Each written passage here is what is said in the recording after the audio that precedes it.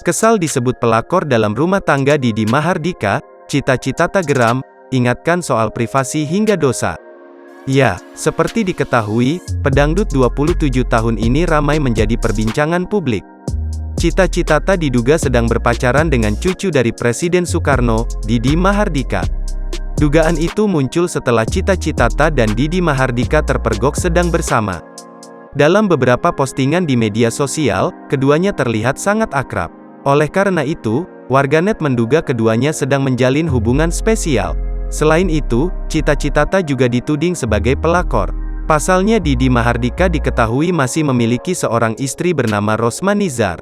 Dilansir dari wartakotalive.com, Cita-Citata yang geram karena dituding pelakor lantas mengurai unek-uneknya.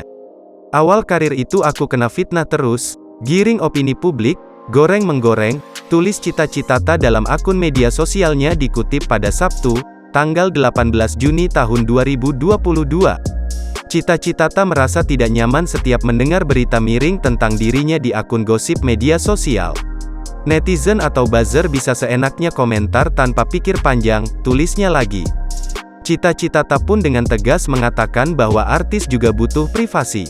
Artis juga manusia, butuh privasi, tulis Cita-Citata yang minta publik tidak mempercayai berita tanpa ada kebenarannya. Setiap kabar kedekatannya dengan Didi Mahardika itu muncul, Cita-Citata minta siapapun agar tidak mudah percaya. Dosa gue berkurang karena difitnah terus, ucap janda berusia 27 tahun itu.